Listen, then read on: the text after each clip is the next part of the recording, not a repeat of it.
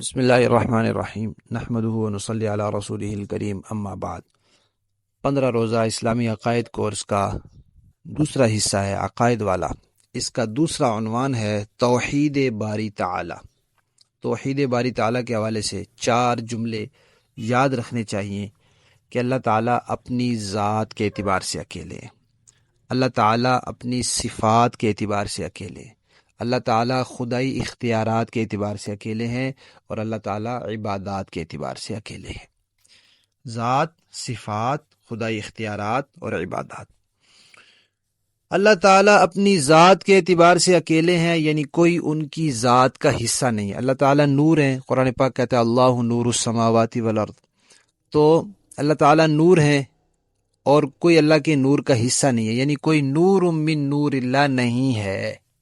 اللہ تعالیٰ کی ذات کا کوئی حصے دار نہیں ہے کوئی، اور اسی طرح اللہ تعالیٰ کا کوئی رشتہ دار نہیں ہے، کوئی اللہ کا اولاد نہیں ہے اللہ تعالیٰ کی، کوئی اللہ تعالیٰ کے والدین نہیں ہے، کوئی رشتہ نہیں ہے اللہ تعالیٰ کا، تو کوئی اللہ کی ذات کا حصہ اور جز بھی نہیں ہے، کوئی اللہ کا رشتہ دار بھی نہیں ہے۔ اس کو کہتے ہیں اللہ تعالیٰ اپنی ذات کے اعتبار سے اکیلے ہیں۔ اللہ تعالیٰ اپنی صفات کے اعتبار سے اکیلے ہیں۔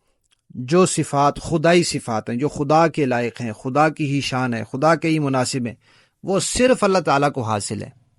مثلا عالم الغیب ہونا، اب علم غیب ہے۔ علم غیب کسے کہتے ہیں؟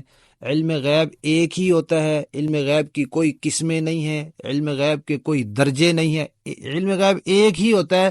وہ کیا ہوتا ہے کہ کائنات کی ہر چیز کا علم ہو اور خود بخود ہو، کسی کے دینے سے نہ ہو۔ کائنات کی ہر چیز کا علم ہو، خود بخود ہو، کسی کے دینے سے نہ ہو، اس کو علم غیب کہتے ہیں۔ اور علم غیب خدائی صفت ہے، یہ اللہ تعالیٰ کے علاوہ کسی کو حاصل نہیں ہے۔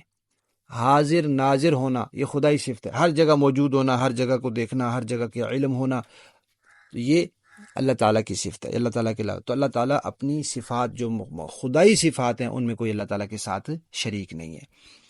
تیسری بات ہے کہ اللہ تعالیٰ خدائی اختیارات کے اعتبار سے بھی اکیلے ہیں۔ مختار کل ہونا، یہ جو چاہے کر لینا، دنیا کے کائنات کے سارے کاموں کے اندر تصرف کرنا، تبدیلی کرنا، ان میں دخل دینا، ان کو تدبیر کرنا، یہ سب اللہ تعالیٰ کے کام ہے۔ اللہ تعالیٰ کے علاوہ کوئی اس میں شریک نہیں ہے۔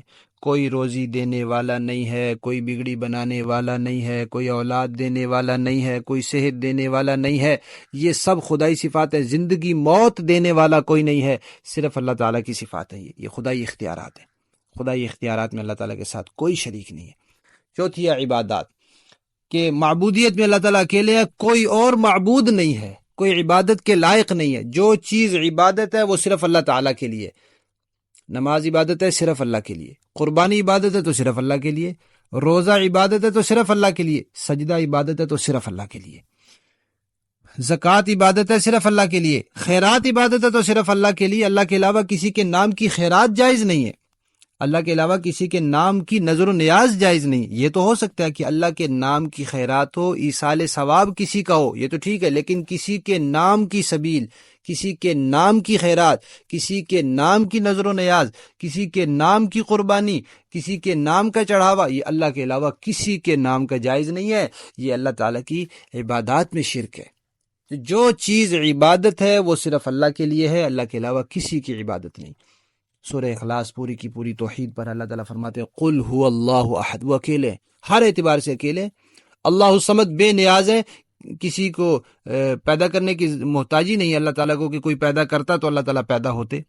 لم یلد ولم یولد، نہ خود کسی کے اولاد ہیں نہ اللہ کی کوئی اولاد ہے۔ ولم یکن لہ کفوا احد، کوئی ان کے برابر نہیں ہے، نہ خدائی صفات میں برابر ہے، نہ عبادات میں برابر ہے، نہ اختیارات میں برابر ہے، نہ ذات میں برابر ہے۔ سورہ بقرہ کی آیت نمبر 63 میں بھی اللہ تعالیٰ 163 میں اللہ تعالیٰ فرماتے ہیں وَإِلَٰهُكُمْ إِلَٰهٌ وَاحِدٌ، تمہارا الہ ایک ہے، لا الہ الا ہو، اس کے علاوہ کوئی معبود نہیں ہے۔ اور سورہ حج کی آیت نمبر 66 میں اللہ تعالیٰ فرماتے ہیں وَهُوَ الَّذِي يَحْيَاكُمْ، اسی نے تمہیں زندہ کیا ہے، کسی اور نے زندگی نہیں دی۔ ثُمَّ يُمِيتُكُمْ، پھر وہی موت دے گا، کوئی اور موت نہیں دے سکتا۔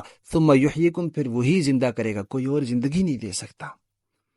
اور سورہ قصص کی آیت نمبر 68 میں فرماتے ہیں سبحانہ وتعالی عما یشرکون، یہ جو لوگ اللہ کے ساتھ ذات میں، صفات میں، اختیارات میں، عبادات میں کسی کو شریک کرتے ہیں، اللہ تعالیٰ اس سے بہت بلند ہیں۔ اور نبی کریم صلی اللہ علیہ وسلم نے فرمایا، بخاری شریف کی روایت ہے کہ میں کسی حلال کو حرام نہیں کر سکتا، کسی حرام کو حلال نہیں کر سکتا، اس لیے کہ حلال اور حرام قرار دینا یہ خدائی اختیار ہے، اور خدائی اختیار سرکار دو عالم خاتم النبیین صلی اللہ علیہ وسلم فرماتے ہیں مجھے بھی حاصل نہیں ہے، جب آپ کو حاصل نہیں ہے تو کسی اور کو کیا حاصل ہوگا؟ تو بس توحید کے لیے یہ 4 جملے یاد رکھنے چاہیے۔ اللہ تعالیٰ اپنی ذات، صفات، خدائی اختیارات اور عبادات کے اعتبار سے وحدہ لا شریک ہیں، لہذا جو ذات ہے ان کی ذات میں کوئی شریک نہیں، کوئی نور من نور اللہ نہیں، کوئی جیسے وہ عیسائی کہتے ہیں ثالث ثلاثہ کے خدائی کا تیسرا حصہ، یہ بھی غلط ہے۔ صفات میں اکیلے ہیں، کوئی عالم الغیب نہیں، کوئی حاضر ناظر نہیں، کوئی حاجت روا نہیں، اور اختیارات میں بھی اکیلے ہیں، کوئی مختار کل نہیں، کوئی مشکل کشا نہیں، اور عبادات میں بھی اکیلے ہیں، اللہ کے علاوہ کسی کی عبادت کرنا، یہ کسی سے مدد مانگنا یہ بھی جائز نہیں ہے۔ جو اسباب سے اوپر مدد ہوتی ہے، کسی سے بیٹا مانگنا، کسی سے صحت مانگنا اور کسی سے زندگی مانگنا، یہ اللہ تعالیٰ کے علاوہ کسی سے جائز نہیں ہے۔ یہ چیزیں صرف اللہ تعالیٰ کی ذات کے ساتھ خاص ہیں۔